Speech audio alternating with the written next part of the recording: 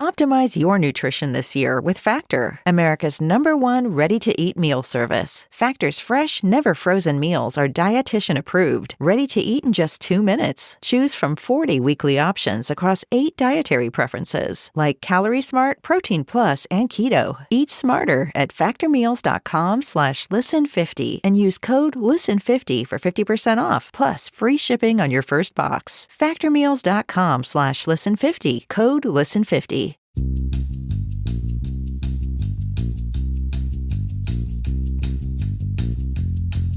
There's that sound. Oh, you know what that tells you? That tells you something's happening. Something's starting, something's cooking. Here we go. My name's MISCHKE. Why do we need theme songs? We need theme songs to let us know something's happening. Something other than just a day at home doing laundry or just another afternoon asleep in the backyard staring at cardinals. That's why we need theme songs. I couldn't start the show without a theme song. Dead air and then suddenly I'm talking? You can't have a voice just appear out of nowhere.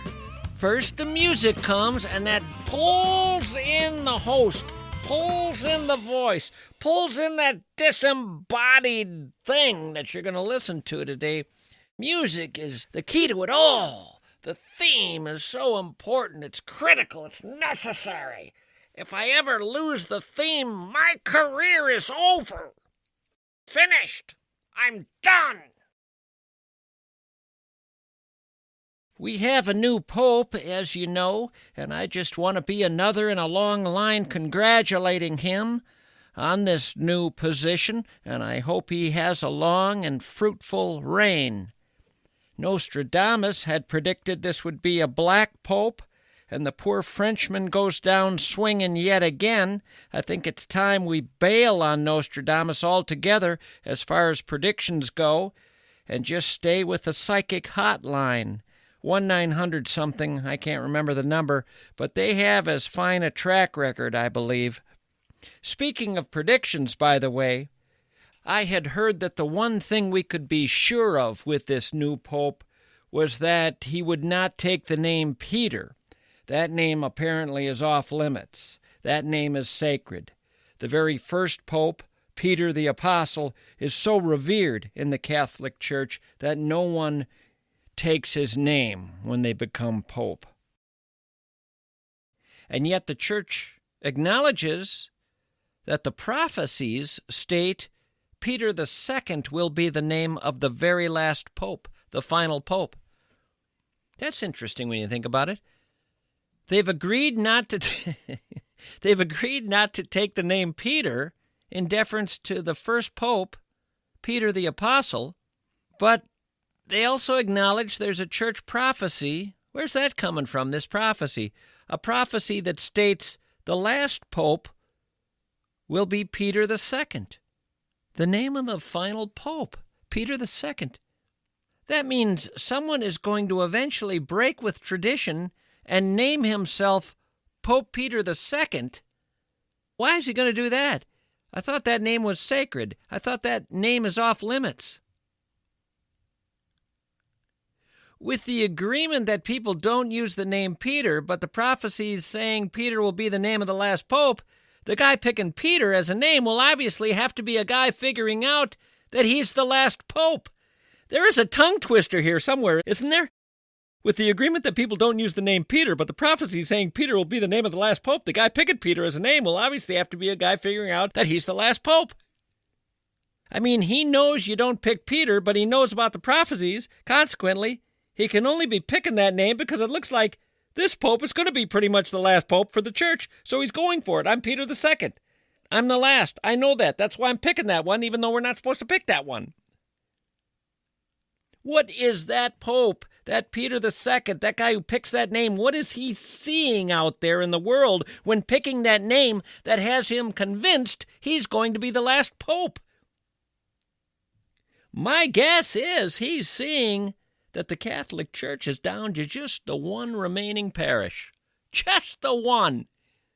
On planet Earth, there is but the one last parish. A little chapel in northern Oregon, off in the woods, where they rarely get news of the outside world. The last Catholic parish. Dun, dun, dun, dun. When they go, it's over. This is obviously somewhere way in the future, when the church has dwindled for some reason, gotten smaller and smaller and smaller. Maybe it's just this one lovely chapel now, that's it. And the new pope has heard of this chapel. He's never been there. And he's thinking, well, the great Catholic Church has been getting smaller, and this is the last remaining holdout. How long can it last? This must be the end of the church, so I'm going with Pope Peter II to fulfill the prophecies. But maybe, just maybe, after he goes with Pope Peter II, he gets to wondering if maybe he shouldn't take a trip to Oregon to mention to the folks there that he's pretty much looking at them as the last of the church, and he's expecting them to go under like every other church, and it's okay. It's what the prophecies have stated will happen. No need to feel guilty about it, guys.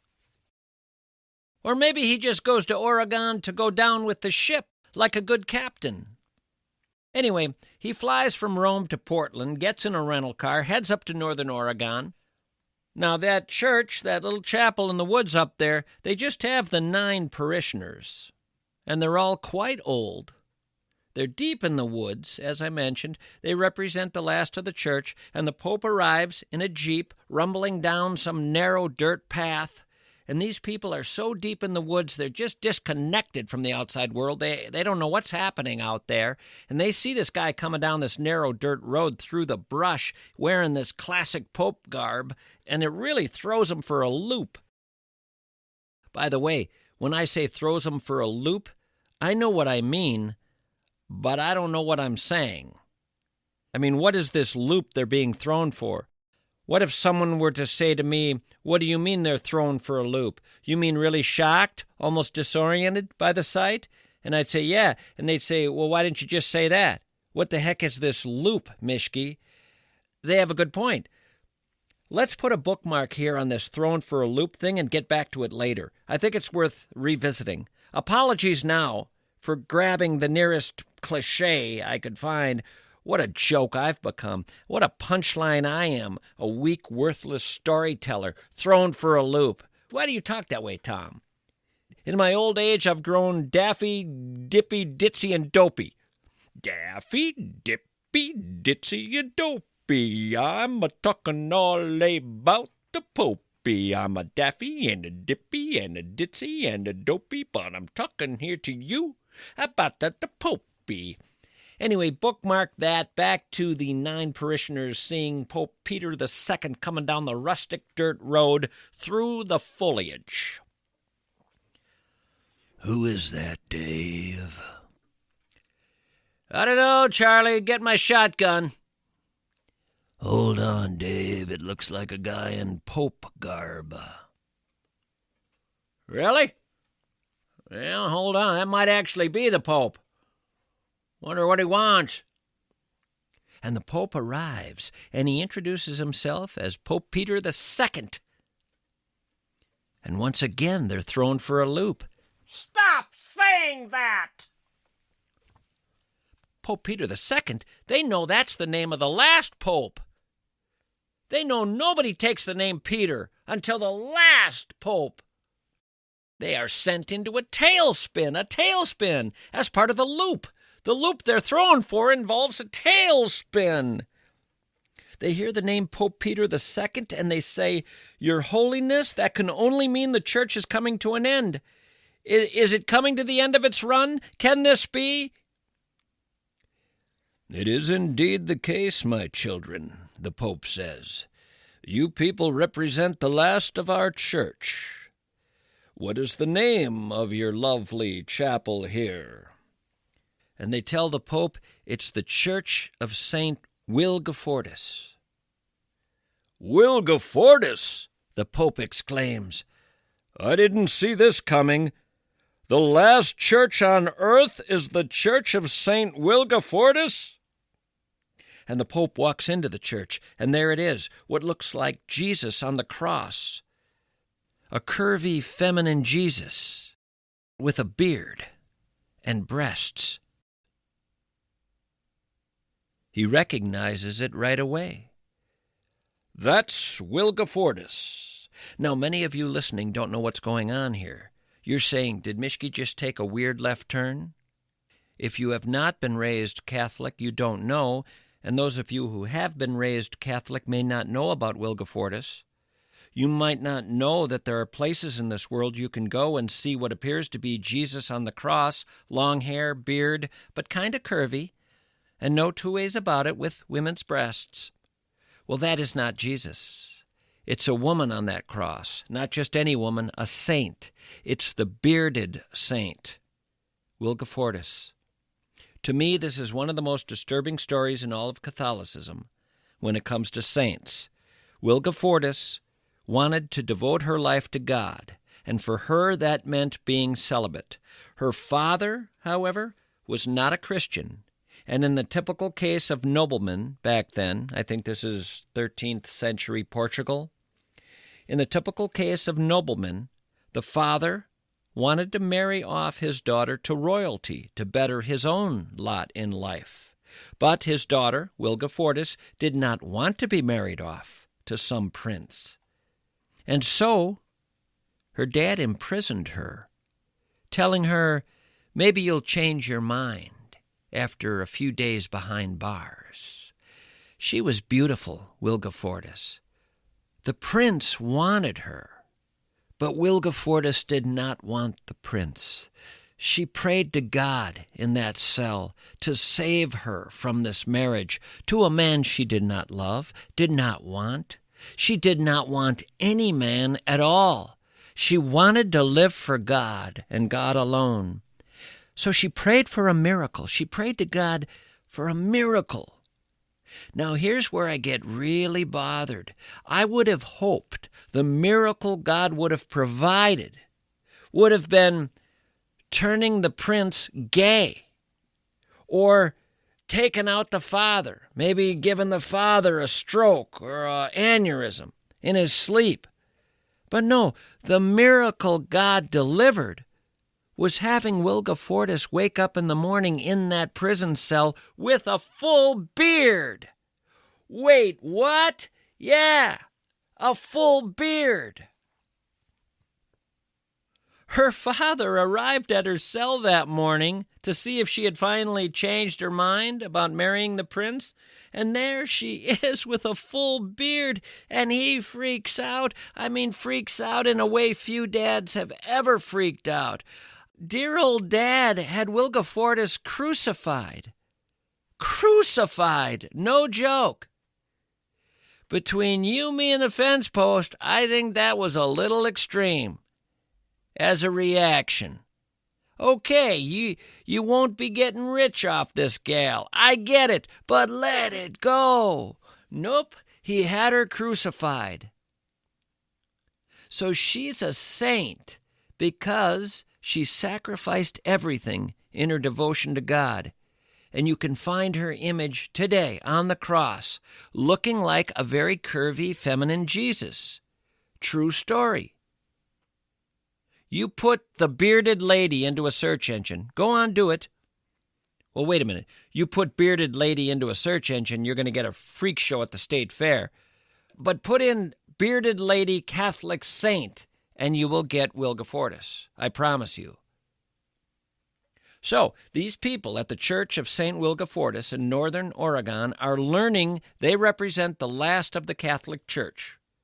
And this comes as a complete shock. They had no idea. They were disconnected from the outside world. They just hadn't looked into the news in quite a while. It was actually like they were living in the 13th century, the time of Wilgefortis. And there the Pope was, Pope Peter II. And again, the second they heard Pope Peter II, they knew they only had a few seconds. Wait a minute.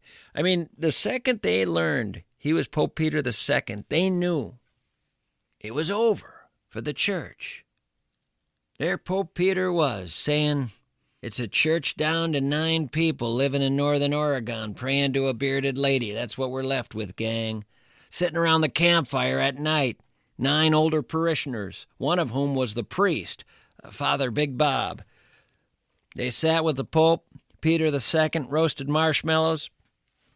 The marshmallow part's unimportant, but that's what they had. They had a couple of storage facilities filled with marshmallows. You didn't have to refrigerate them, so it was kind of nice. They were tasty, too. That helped. Some crop duster living nearby, maybe a few hundred miles away, would drop crates of them from time to time, marshmallows, from a plain, nice gesture. Anyway, one parishioner said, "Your Holiness, it's going to be sad to see the Catholic Church go. I know it took some hits over the years, presented a lot of scandal, acted criminally from time to time, but there were also some really cool things. Charitable acts were not a thing in Rome before the Catholic Church came along. No formal recognition of charity as an important thing in any state. It wasn't recognized by any formal state. But Rome came to recognize the need for that, thanks to the Church. The Church pushed charity. We cannot minimize that. A lot of hospitals in this world began as church initiatives. A lot of universities in Europe were pioneered, largely funded by the Catholic Church in the 11th and 12th centuries. No, you can't throw the baby out with the bathwater.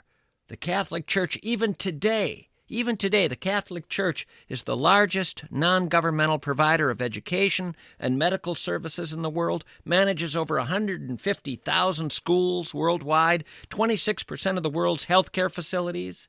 You do not just throw that out because of the Spanish Inquisition and all that torture, the horrible crusades, the sex scandals. I mean, come on, it's the story of the world. Good and bad, light and dark. It's been ever thus. Turns out the Church was made up of people. And what are people? They're horrible and they're beautiful. Anyway, the folks sitting around the fire eating marshmallows, they said, in terms of great acts of charity, building hospitals, taking care of the poor and the sick, we haven't done a whole heck of a lot of that. We mostly just hang out here in the woods. But we also don't have any scandals, no issues at all. Nobody's complaining here about mistreatment. We're just average Catholic folk, just living our lives. We're just people. And we like the rituals. I guess that's what we really want to get across to you, Your Holiness, is we just dig the rituals. We like the general idea of celebrating that there's something larger out there, recognizing this great mystery, this great force behind everything. It's just comforting to us to turn that way as part of our week. And confession is kind of neat. We like that. I mean, there's only 9 of us, but when we go into the confessional and we say something like, "Forgive me for having lustful thoughts about Denise, the wife of Ken," our priest, Father Big Bob, absolves us, and it feels great. And Ken has to then back off and realize we're all sinners, making our way in this world best we can, and he has the hottest wife, let's admit it. She's like Wilgefortis without the beard, good-looking gal, aging gracefully, and she's got a pretty nice caboose, too. Oh, forgive me, Your Holiness, for that last one. I'll do a quick Hail Mary, square things right now. Hold my beer. Anyway, Your Holiness, we ain't going to shut down just because we're the last church on earth. We'll ride this baby right into the ground. Even though we're old and don't really claim to know what's what in this mysterious universe, the wildly wondrous, impossible universe out there, even though every Sunday we get together and look at each other and wonder what we really know with certainty at all, we still feel something when all together in unison we say, "We believe in Jesus Christ, only Son of the Father, conceived by the Holy Spirit, born of the Virgin Mary, suffered under Pontius Pilate, crucified, died, and buried. On the 3rd day rose again, ascended into heaven, seated at the right hand of the Father. He will come again to judge the living and the dead, and his kingdom will have no end. We believe in the Holy Spirit, the Holy Catholic Church, the communion of saints, the forgiveness of sins, and the resurrection of the body, and life everlasting. Amen." It feels good to say it, Your Holiness. And we're going to keep saying it all the way to the last man. Saying it together just has a way of uniting us all, and we've been saying it since we were kids, and it's just ingrained in us. I guess it's just all about community, Your Holiness. It's just something that keeps us together, ties us together. Maybe that's its greatest gift. The Church's greatest gift is community. We need community in this world. Got to find it where we can. And we get the little communion wafer deal and a little wine. And man, after Mass, we walk into the open air singing. And I got to tell you, Your Holiness, the world just looks like a more amazing place for a few hours. Sunday afternoons, the world always just looks a little cooler. It's crazy, but it happens. It's a real thing. We can't just give that up. It's working for us. Whatever it all means, it's working for us, the 9 of us. You don't give that up without a good reason, and we don't seem to have a good reason. So onward, we're going to roll, Your Holiness. You can count on that. If you want to hang out here with us, fine. You want to go back to the Vatican, fine. If you go back to the Vatican, you'll wander those quiet, illustrious hallways alone, staring at the Sistine Chapel ceiling, smoking a cigarette on the papal balcony, taking in the wonder of it all. A world with no more Catholics. It'll be a great cigarette, though, on that papal balcony, I'll tell you that. Some cigs are better than other cigs, Your Holiness. A lot of cigarettes just bring you closer to a grave, but every now and then, and you must know this, there's a cigarette that just makes an afternoon a little sweeter. And that'll be that particular smoke that you have on that papal balcony when you head back to the Vatican, having met with the last Catholics on earth. Look forward to that cig, Your Holiness. Inhale slowly. Blow it out with your head raised, watching that smoke rise like you watched it over St. Peter's Square the day they chose you. And thanks for visiting us, Your Holiness, and letting us know what's going on in the big world out there. I'm sorry you had to come all the way, but we don't have phones. We're not on the internet. Safe travels back home. Well, now to that bookmark. I mentioned earlier the visit from the Pope threw those parishioners for a loop. It's high time we nailed down this thrown for a loop thing. Obviously, we know that to be thrown for a loop or knocked for a loop refers to being bewildered or disoriented, shocked by something. The phrase thrown for a loop first appeared in print in the 1920s, folks, and it comes from what the Oxford English Dictionary terms a centrifugal railway, but which is better known as a roller coaster. The loop on a roller coaster run is the point where the coaster arcs upward through a complete circle, leaving passengers upside down at its apex. The term was initially used in the literal roller coaster sense, thrown for a loop. That's what you learn when you research it, when you research being thrown for a loop. However, and there is a however here, however, do a little bit more digging, and you can be damn sure that I did more digging. Do a little more digging and you find controversy. Because if you leave the term thrown for a loop and stick with the word loopy, as in I'm feeling loopy, you find that back in the 1820s, 100 years earlier, before there was a single roller coaster. Loopy sounds very much related to being thrown for a loop, and yet loopy comes from a time when there was no roller coaster. Now you dig a little more and you learn while there were roller coasters in the 1920s, there were no loops in roller coasters. Nope, not until the 1950s. This has all the makings of an international scandal on a par with some of the great scandals of all time. Okay, put away the bookmark. I'll be back to talk to Alex Hutchinson about his new book. Do you know Alex? You will. Stick around.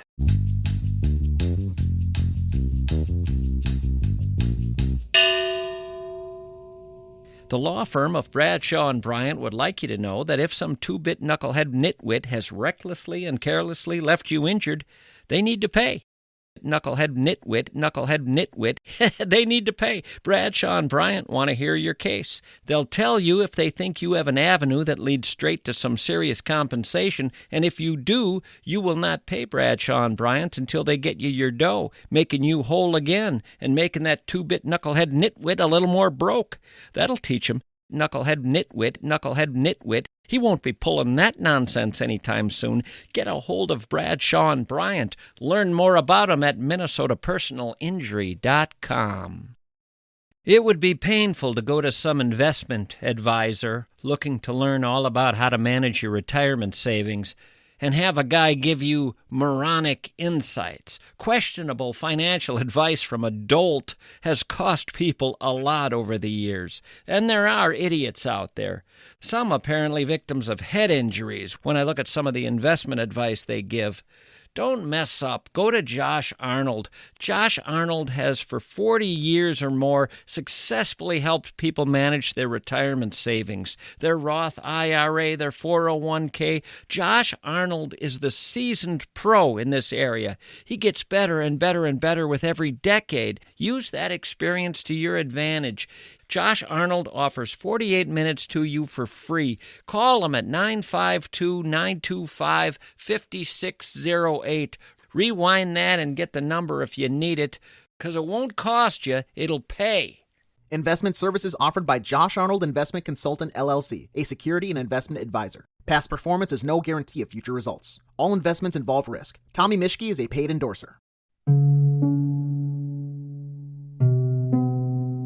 We are wired to explore, people. Off the beaten path, following unmarked trails, we're wired to explore.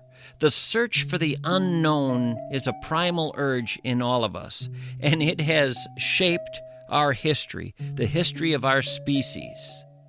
But it also continues to mold our behavior. In fact, the latest neuroscience suggests that exploration in any form, whether it's trying a new restaurant, trying a new career, or deciding to run a marathon, is an essential ingredient of human life. Exploration, it turns out, isn't a hobby. It's our story, our human story. Alex Hutchinson has written a book called The Explorer's Gene: Why We Seek Big Challenges, New Flavors, and the Blank Spots on the Map. He is a powerful advocate of discovery, of exploration, of trying new things, of wandering into the unknown.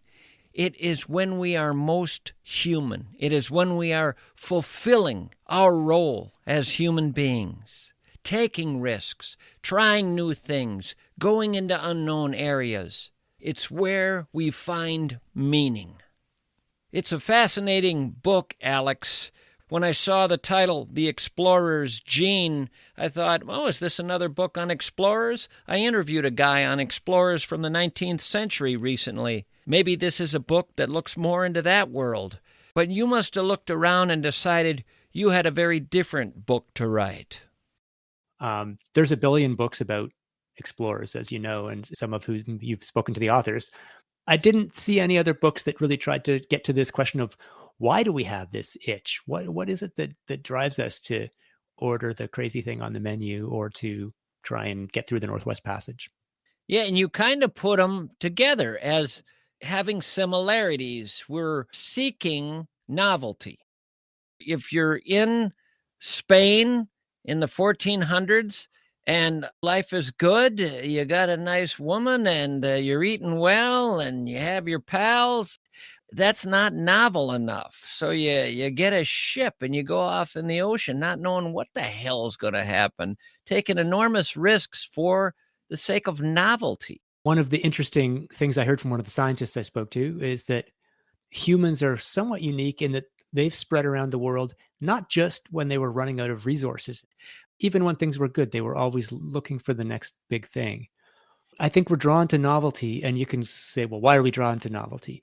We're drawn to the unknown because fundamentally, if you dig down deep enough, the reason for it is that it teaches us about the world. And the more we know about the world, the better we're going to be able to do to survive. So we seek the unknown, not because it's nice to be confused and not know where the heck you are. but because having this drive has equipped us to learn about the world, so we know more and more about the world. So it's not that we love chaos, it's that we love the absence of chaos, and we have to be drawn to novelty to get that.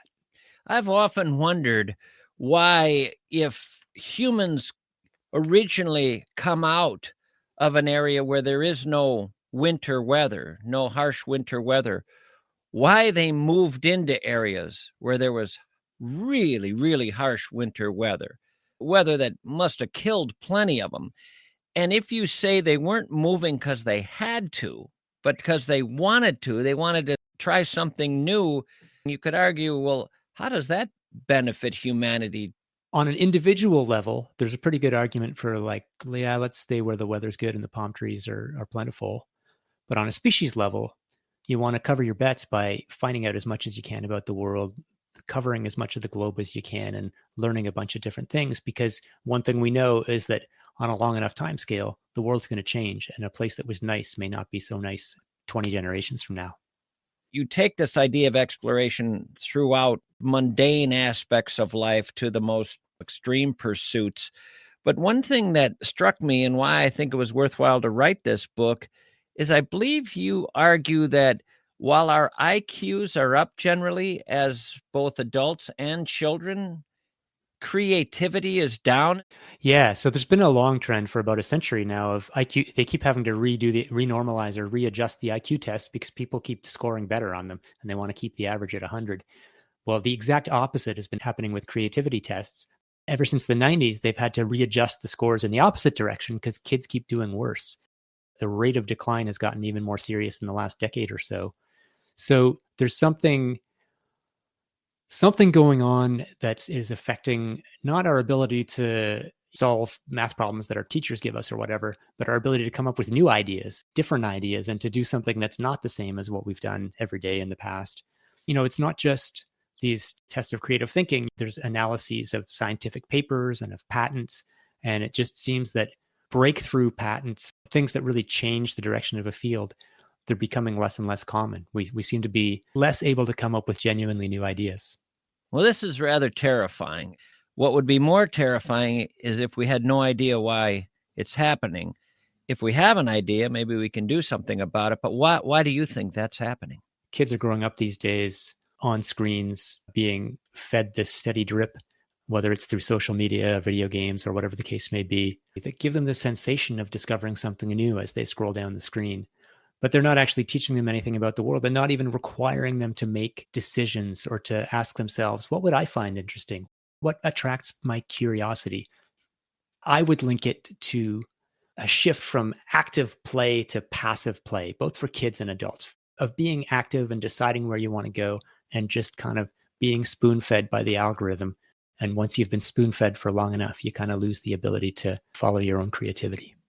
I remember as a kid getting out of the house on a Saturday, and the reason you wanted to get out of the house was the more you stayed in the house, the more likely you were to be assigned some task.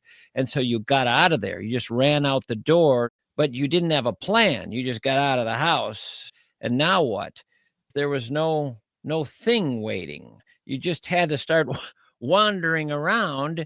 And eventually you found some other kid, or you wandered off to some wooded area, or you kicked a can down an alley till you found a garage that had one broken window and you thought, what the hell, another one's not going to hurt. But you're just trying to figure the whole thing out, not really sure how this day is going to go or what to do next. And the whole thing is kind of wandering into unknown worlds, trying to explore in your own little way. But you definitely didn't wake up with games already all set up or a planned set of things presented to you that you could interact with the way you can today. There was a lot of boredom you would face, and then you'd have to blast through that boredom into something, and there was great incentive to blast through the boredom. But the whole thing kind of happened organically, and somehow we've lost that. Yeah. And, you know, one of the scientists I spoke to was a guy in Denmark named Mark Malmdorf Anderson, who is a kind of theorist of play, which is an awesome, awesome subject of study. And he really makes a connection between, like, exploring is discovering something new. It's pursuing the unknown.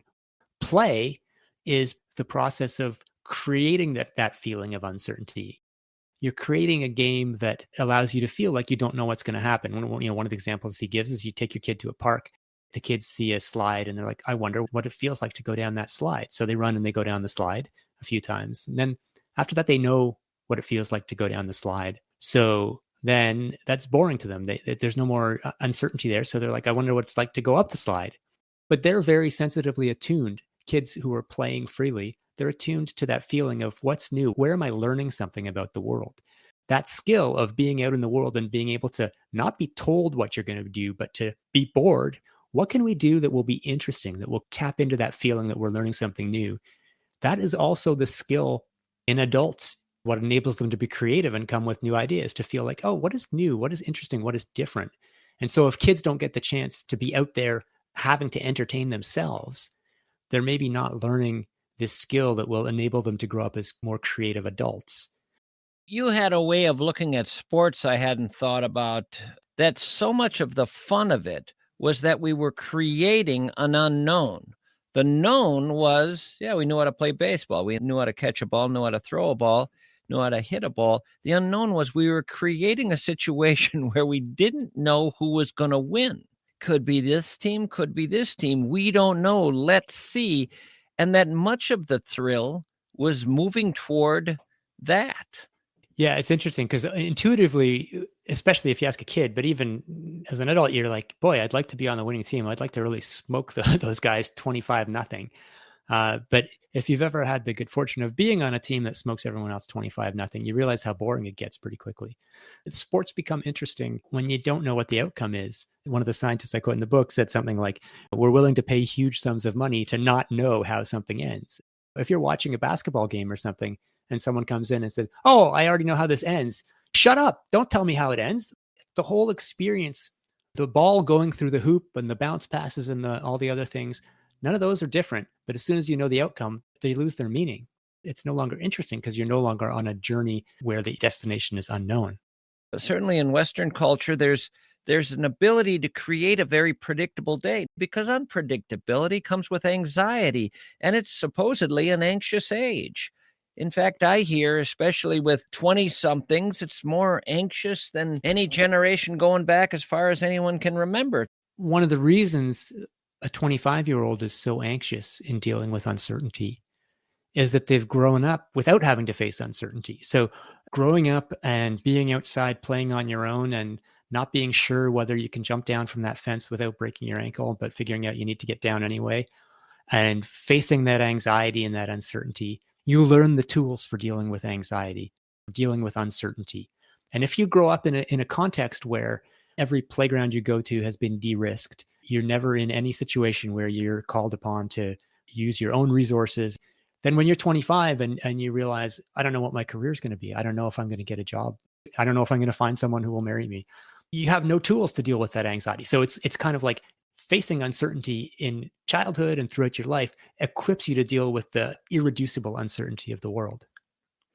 It's funny because you could imagine, based on what I'm hearing you say, you could imagine a child development book being written, a book to help parents raising children that read, it's very important that you ensure your kid finds him or herself in environments where they'll break an arm or a leg. There is this line that you have to draw that will result in a certain amount of damage, a certain amount of struggle, a certain amount of pain, a certain amount of profound heartache, hopefully just not anything permanent.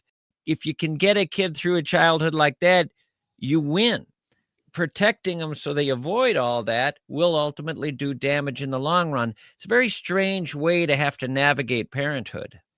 Yeah, and I 100% agree with what you're saying, but that doesn't mean that I think it's easy or to do. And I have kids that are 9 and 11 right now, and yesterday my 9-year-old was going off with a friend to bike through the neighborhood on their own, and I watched them out the door as they sort of wobbled down the street towards a stop sign where cars are coming. And I'm yelling after them, like, stay on the right side of the road and stop at stops. Don't forget.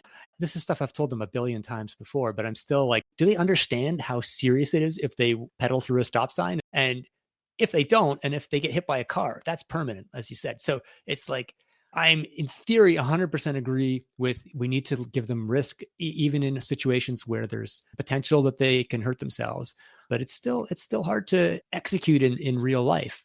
You will have things go wrong when you allow any kind of freedom. You will have things go wrong. You just hope it's not bad. 0% risk can't be the goal. The cost is too high. We have to accept that there are going to be some sad outcomes. But the world we create in aspiring to 0% risk is also bad. You make the point in the book, The Explorer's Gene, that the brain actually is built to not want surprises, right? Yeah, that's right. So why doesn't that fit with this idea of wanting to move into the unknown? I got hung up on this for a while, trying to understand this. So there's this relatively new theory in neuroscience called predictive processing, which is the idea that your brain's goal is to minimize surprise. Because if we minimize surprise, then we're not going to get eaten by a lion jumping out. We know what's happening.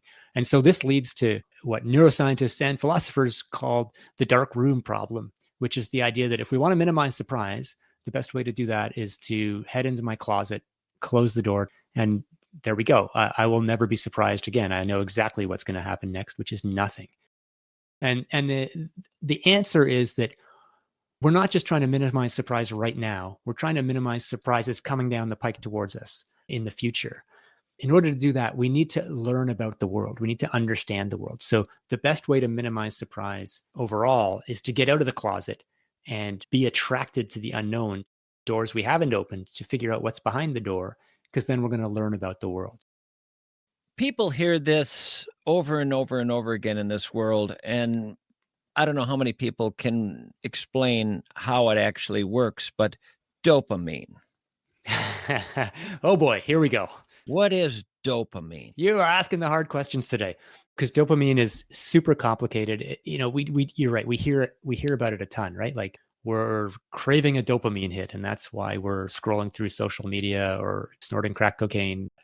Dopamine is a brain chemical. It mediates which signals are sent from one neuron to the next in the brain. What it's not is a pleasure chemical. We don't get a hit of dopamine because something was good. We get a hit of dopamine when something is better than we expect. So if I see a delicious looking donut in the window and I eat that donut and it's better than anything I've ever tasted before, I get a hit of dopamine. And what dopamine is doing is telling me, remember this donut was awesome. Have this donut again. Now, if I come back every day for the next 10 days and have that donut, I know exactly what the donut tastes like. It's not better than expected. It's as expected. So I don't get a hit of dopamine, and it's not as satisfying. And I'm effectively bored of that donut, and I want something new and something different. A guy lays on the same couch every Saturday and takes a nap. It's very comfortable. He's thrilled that he has these hours off work and he's going to take a nap and he's really going to enjoy it. There's no dopamine there. But he one day visits his pal at a lake cabin and for the first time tries out a hammock under a shade tree by a lake.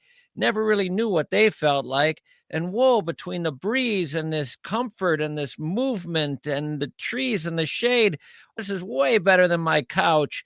Dopamine City. Exactly. So whether you're those 19th century explorers going out or just someone looking for a new place to take a nap, preserve surprise. Yeah. Dopamine isn't a theory of everything. So we do things for different reasons. We do things because we're hungry. We do things because we're seeking status. One of the things that nudges us in one direction or another is if we can find that sense of surprise. And I think one of the things that makes life feel satisfying is if we can find places in our lives to be surprised, to not feel like, is this a day in May 2025 or is this 2023 or 2021? Who can say? Because I do this exact same thing every day.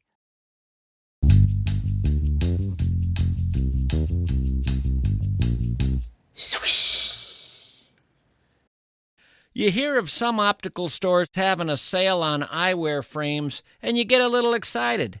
Then you see which optical store it is, and you get a little less excited.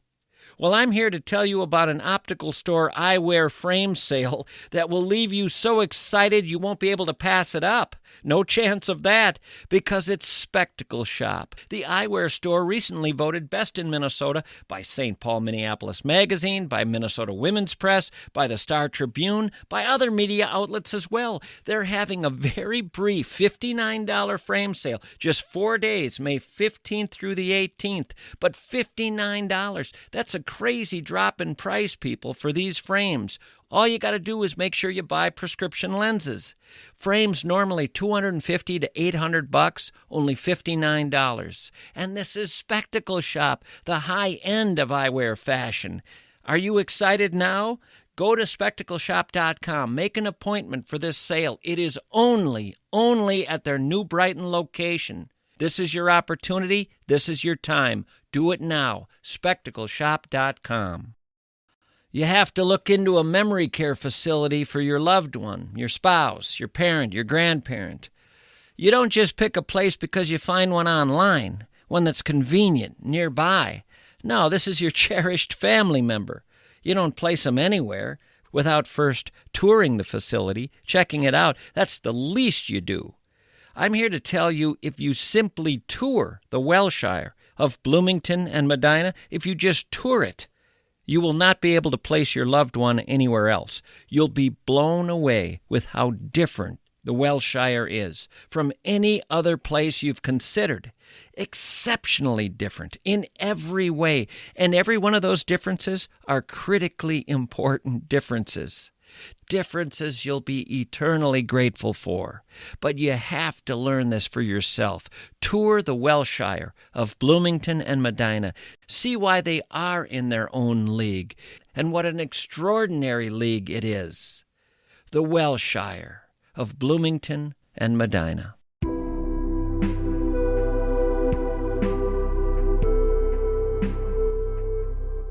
I'm speaking with Alex Hutchinson, author of The Explorer's Gene, Why We Seek Big Challenges, New Flavors, and the Blank Spots on the Map.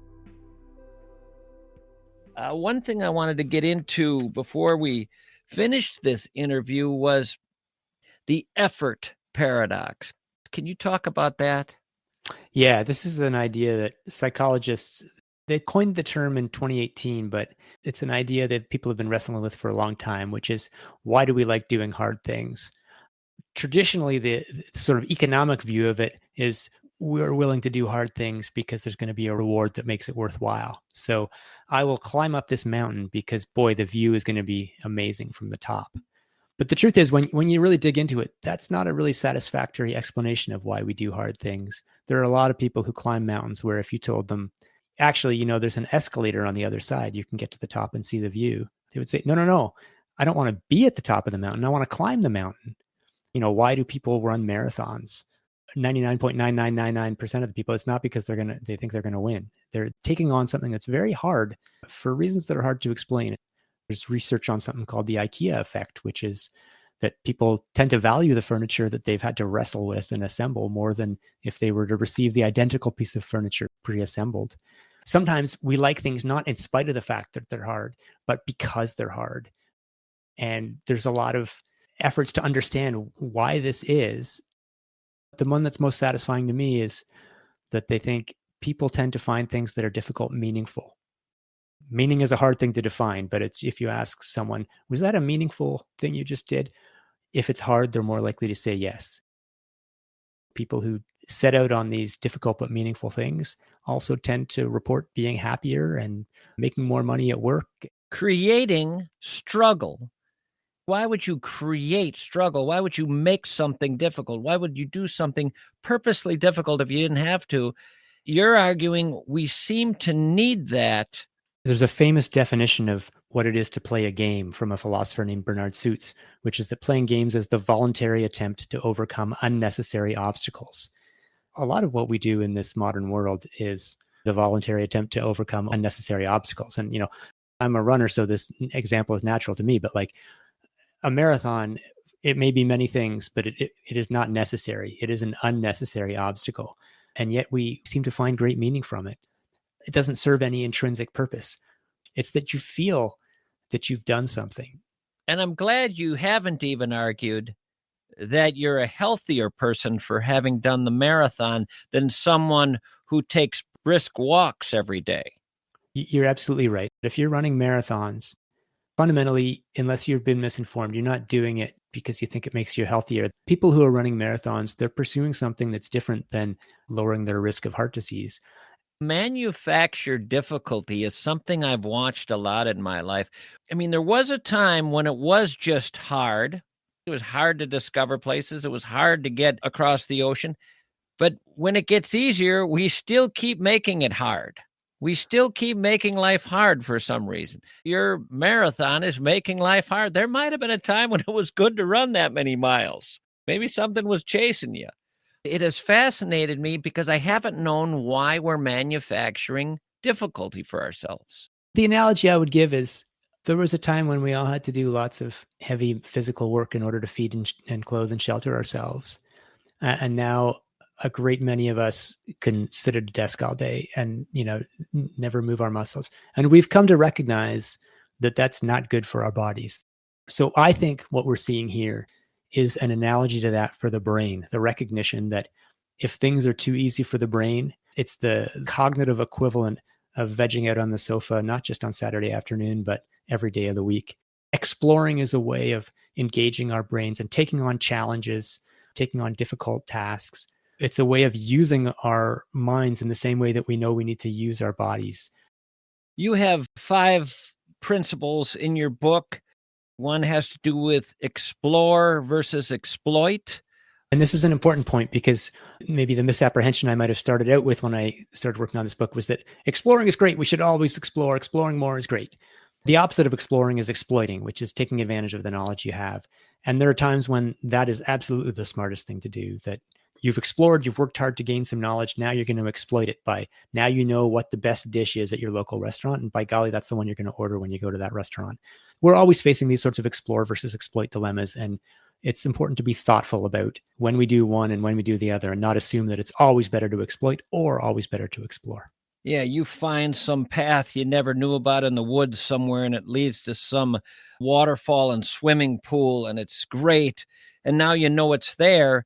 You don't say, well, I'm never coming here again. I'll have to find some new thing I've never seen before. The exploiting is, let's go swimming. Let's go here frequently. Let's enjoy this now that we've explored and found it. So there's that balance between the two. Embrace struggle was one of the principles. We talked about that. Play more, the sense of play, time and space away from responsibilities to play. Another important principle. Look for the uncertainty sweet spot. We all have a sweet spot where it's not that we're craving complete confusion, but we're craving enough unpredictability to keep it interesting and not so much that we're totally overwhelmed. This was my favorite. Minimize regret. Yeah. So this is, again, when you're trying to optimize this explore exploit dilemma, figuring out when should I explore, when should I exploit, you're facing two choices. You're not sure whether to explore or exploit. Look at the upside. If things went well, go with that one, because that is the way that will minimize regret. We can never guarantee we're always going to make the right choice. Life is uncertain. But what we can do is make choices such that even if it doesn't turn out the way we wanted, we look back and say, I don't regret the choice I made. This was the right choice. Easy example is you're leaning against the wall at the high school dance, wondering whether to ask that girl to dance. If you ask her to dance, you might get humiliated, but you might get a chance to dance with her. And if you don't, there's a lesser upside. You don't get humiliated. You also don't get the chance of dancing with her. So optimism in the face of uncertainty is ask her to dance. And I think we all know intuitively that, looking back from, my now advanced age, there's no time I ever regret having made a choice the equivalent of asking the girl to dance. And there's a lot of times that I regret taking the safe choice and not asking the girl to dance. I've heard you give an example of 2 job possibilities for someone who's looking for a job. One is a job that's not going to pay a ton and not going to allow for a lot of advancement, but you are going to be comfortable. It is in your wheelhouse. It is what you're good at, and it will offer you some security. There's another job It is kind of in your wheelhouse, and you have been stretching of late and moving in that direction. And if it were to pan out for you, wow, it would be possibly your dream gig. And you're trying to decide which way to go. Using your argument, you would take the risk. I've given this example before, and some of the pushback I get is like, well, that's an awfully privileged position to take, because what happens if you then can't pay your rent? So the answer is, none of this guidance is like the only thing you should consider. If you're paycheck to paycheck and you're supporting your parents and blah, blah, blah, you probably want to take the safe bet.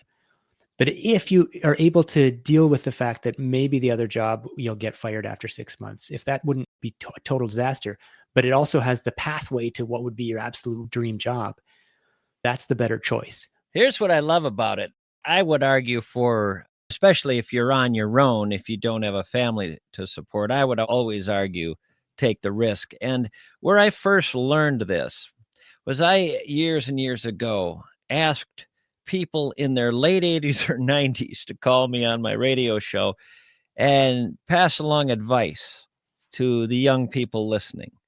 They had lived a life. Surely they learned some things, and maybe they could prevent us from facing some things they had to face if we would just listen to a few things they had to say.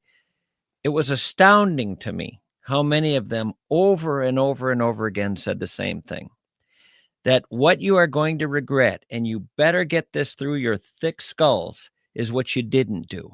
You will not regret what you did. That is not what an end of life regret is all about. It's going to be all the things you didn't do. And I have tried to remember that every day of my life since. This crazy thing I want to try, do it. It just fell apart. It was a mistake. Oh, it's awful. Didn't work out at all. That's not where my regret's going to be. It's going to be the risks I failed to take. When I saw Minimize Regret in your book, it just brought back all those old folks giving me that warning.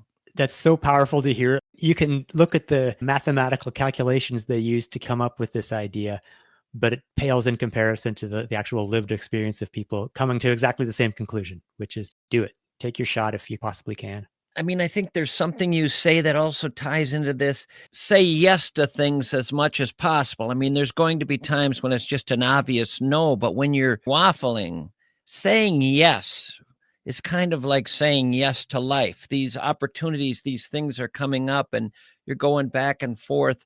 Lean toward yes with the idea that if it isn't going to destroy you, if it isn't going to just ruin your whole day or week, go toward the yes as much as possible. It's something that makes a lot of sense to me. That's exactly the advice I got from Mark Melndorf Anderson, the play expert, when I asked him about advice for bringing up kids. Like, how do you bring up kids to have more exploratory play? His rule of thumb is say yes as much as you can. He has parameters. I have parameters. I'm not going to let my kids do anything they want. But if something seems interesting, let them pursue it. Let them find out. Yeah, and kids want to do weird things. They are often things that have nothing to do with danger. They're just weird. People say no to them because, well, that's a little odd. There is nothing that's going to go wrong. I remember my kids wanted to try on every single life jacket up at a lake cabin that there was, including eventually duct taping them just to go throw themselves off a dock. And someone, don't do that. I don't want to have to go get those life jackets later. The tape's going to ruin them.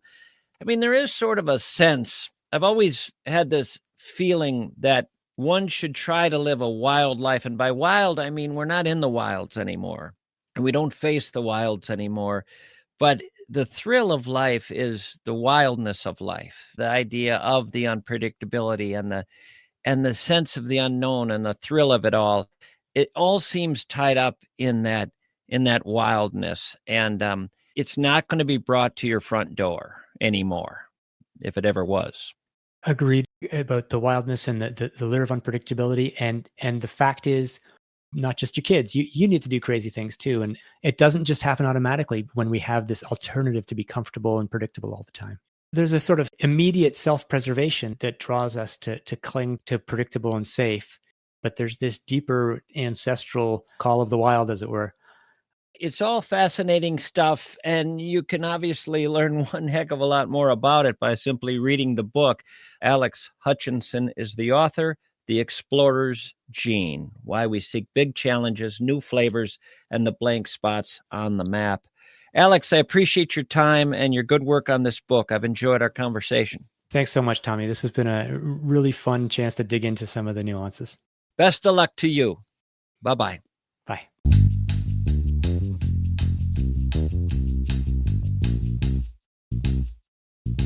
I was looking at the Hot Buys section of the EcoFun Motorsports website, seeing what I could find in the Hot Buys category, and it was enticing.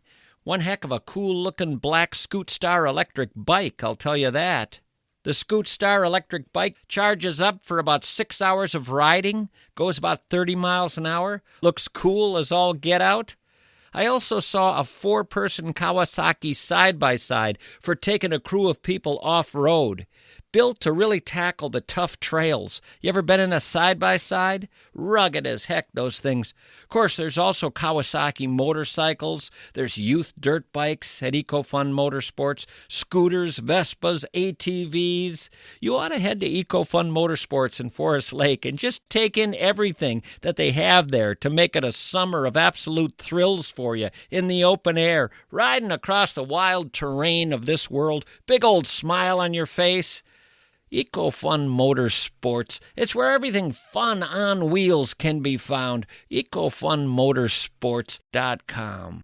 I like looking at all the different kinds of industrial pressure washers there are. I don't know why. Maybe I just want to play with them. I had no idea there were so many different types of pressure washers, and I had no idea the sheer number of businesses who routinely need and use all sorts of different pressure washers. And the best businesses out there know that when you need these pressure washers repaired, you call American Pressure. They have service vans that come out to you. The very best businesses out there, they know that when you need parts for your pressure washer, you go with American Pressure.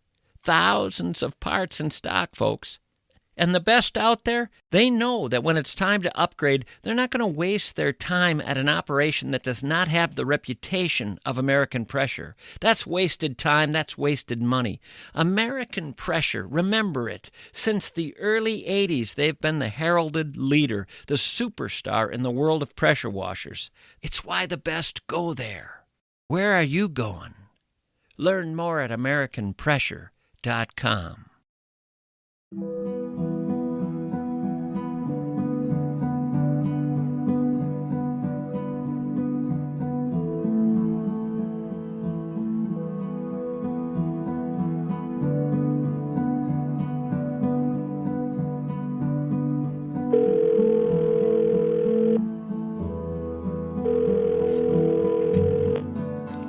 Hello. Hey, this is MISCHKE calling. Yes, Who am I talking to? this is Dan Trinkle. You say your name's Dan Trinkle? Yes. What nationality is that? Well, we think it's probably German. Trinkle, trinkle, little star. Am I calling you in Indiana? Yes. You know, I was thinking about Indiana the other day, and here's what I came up with. It's the state written about least in any newspaper I ever look at. Maybe second to Idaho. It's almost as though nothing's happening there. What does go on there? Race once a year. Race problems. Oh, the Well- race. I forgot about the big race. You got the big race.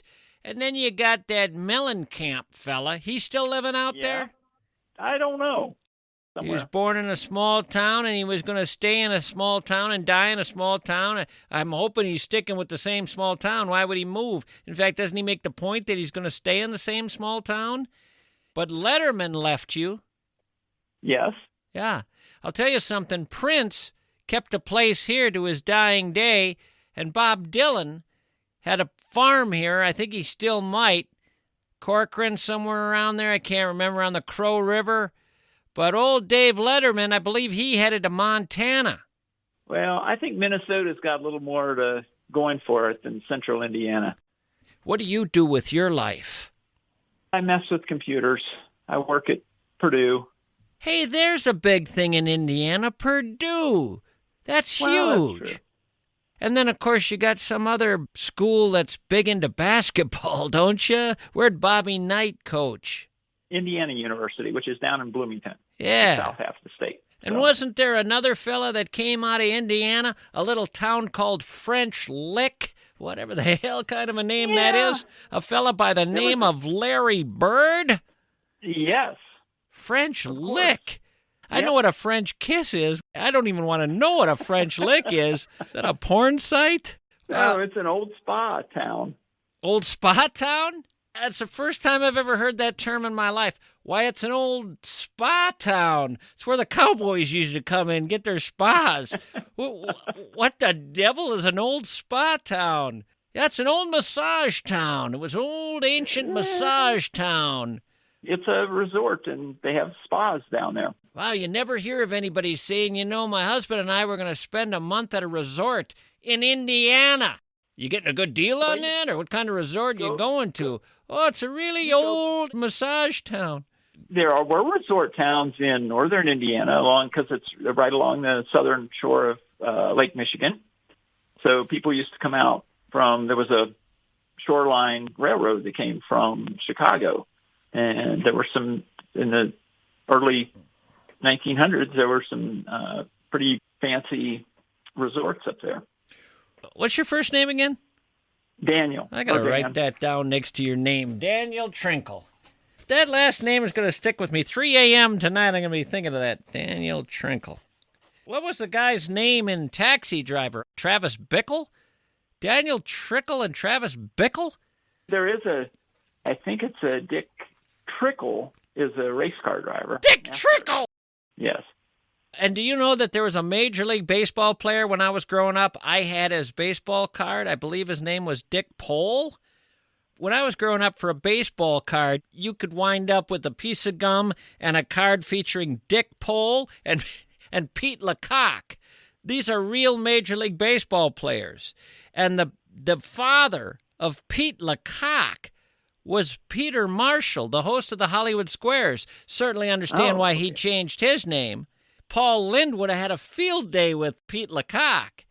Just let that go. Don't think any further with that one. But Peter Marshall changed his name from Pete Lecoq to Peter Marshall, but his kid was Pete Jr., so he was Pete Lecoq, and then there was another ball player named Dick Pole. You say your name's Dan Trinkle. Yes. All right. How did you ever come across my program? We had a few grad students here from Minnesota, and I can't remember if I heard about you first from them or if it was because I remember hearing about the Gordon Lightfoot interview sometime early, and then I know that we saw an article about you in the Atlantic Monthly. Well, those are probably the two things that traveled furthest. The Atlantic piece and the Gordon Lightfoot clip. Yes. That Gordon Lightfoot clip developed a life of its own after a while. And as soon as I could get access, when they started putting stuff on the web on KSTP, I was able to listen. Well, I've enjoyed talking to you. I really have, Dan. I hope I talk to you again sometime. All right. You take care of yourself. It's been fun. So long. Bye.